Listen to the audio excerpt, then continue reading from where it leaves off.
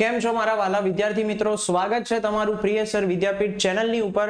મારું નામ છે દેવ સર અને આજે આપણે વાત કરવાના છીએ કે કેમિસ્ટ્રીની અંદર ગુજસેટ 2025 નું પેપર કેવું હશે, સબ્જેક્ટ વાઇઝ વેટેજ શું હશે, ચેપ્ટર સ્કીપ કરવા કે ના કરવા જોઈએ અને સાથે સાથે મેઇન વસ્તુ કે સ્ટ્રેટેજી શું રહેશે, કેવી રીતે તૈયારી કરવી જોઈએ।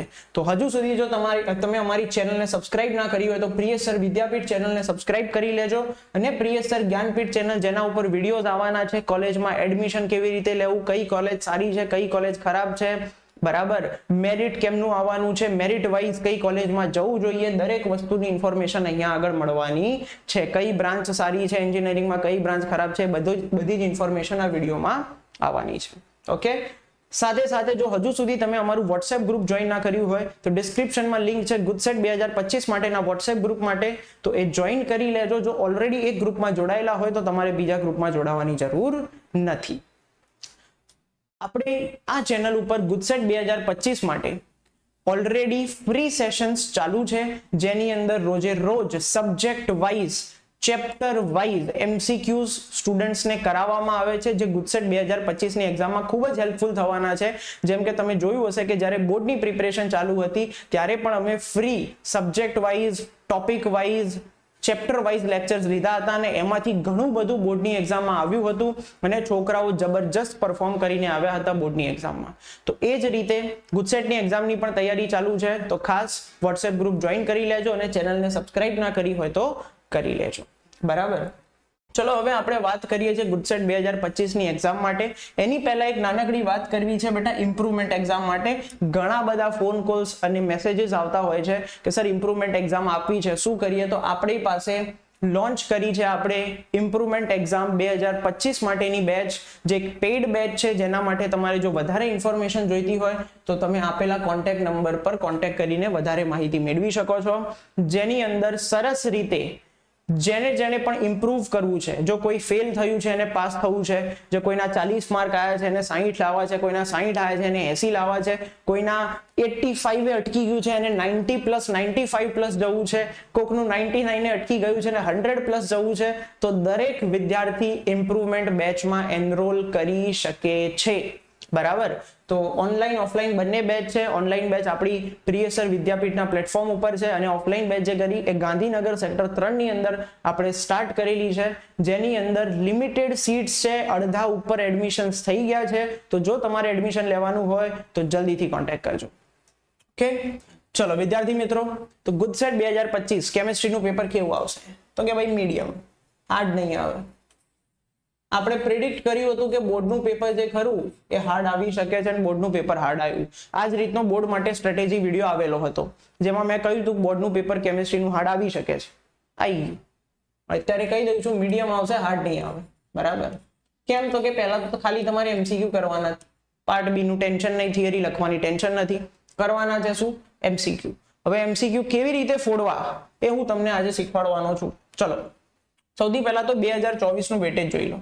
2024 નું જ વેટેજ જોવું પડશે, એના આગળના વર્ષોનું વેટેજ નહીં જોઈ શકીએ, કારણ કે એના આગળના વર્ષોમાં બેટા કેમિસ્ટ્રીમાં 16 ચેપ્ટર હતા, 16 ચેપ્ટર, હવે ઓછા થઈને 10 ચેપ્ટર થઈ ગયા છે, તો એના કારણે આગળના વર્ષોના વેટેજનો કોઈ જ મતલબ નથી।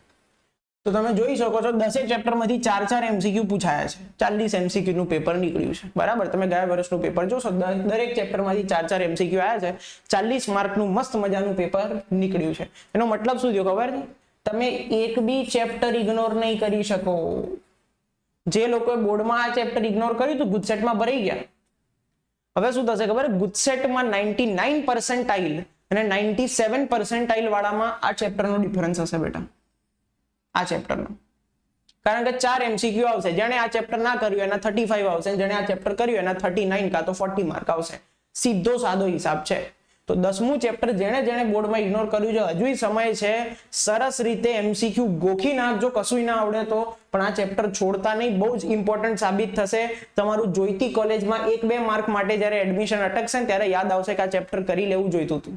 ઓકે, તો ખાસ કેમિસ્ટ્રીમાં તો કોઈ સવાલ જ ઉભો નહીં થતો કે તમે એકય ચેપ્ટર સ્કીપ કરો, સીધા જ 4 માર્ક જતા રહેશે, એટલે એકય ચેપ્ટર સ્કીપ નથી કરવાનું, બધા ચેપ્ટર સરસ રીતે જ કરવાના છે। ઓકે, ચલો હવે કેવી રીતે તૈયારી કરીશું જરાક ધ્યાન આપજો। બરાબર, બાયોલોજી વિશે આપણે વાત કરી ચૂક્યા છીએ. લેટ્સ ટોક અબાઉટ કેમેસ્ટ્રી અને એની અંદર કેવી રીતે તૈયારી કરીશું. બરાબર, કેમેસ્ટ્રીની અંદર આપણે લાવવા છે બેટા 40 માંથી 40. તો હું શું કરું સર? 40 માંથી 40 લાવવા માટે હું શું કરું? તો સાંભળી લેજો. સૌથી પહેલા તો નોટ્સ વાંચવી પડે. બરાબર, તમે નોટ્સ વાંચો કાં તો એનસીઆરટી વાંચો. તમે 2 વર્ષથી કેમેસ્ટ્રી ભણી રહ્યા છો, તમે નોટ્સ બનાવી હોવી જોઈએ. ના બનાવી હોય તો હવે એનસીઆરટી વાંચો કાં તો રેફરન્સ બુક તૈયાર કરો. બરાબર, એ વાંચ્યા પછી તમારે આવવાનું છે અમારા વાયટી ના લેક્ચર્સ પર. ક્યાં આવવાનું છે? વાયટી ના લેક્ચર્સ પર. વાયટી ના લેક્ચર્સ પર આવવાનું છે. લેક્ચર્સ અટેન્ડ કરવાના છે. લેક્ચર્સ અટેન્ડ કર્યા પછી હોમવર્ક મળે છે, એ હોમવર્ક એન્ડ ડીપીપી મળે છે, ડીપીપી સોલ્વ કરવાની છે. આટલું કરવાથી શું થશે? તો જ્યારે તમે બેટા આટલું કરશો ને એટલે તમારા બધા જ કન્સેપ્ટ ક્લિયર થઈ જશે. તમારા નીટ, ગુજસેટ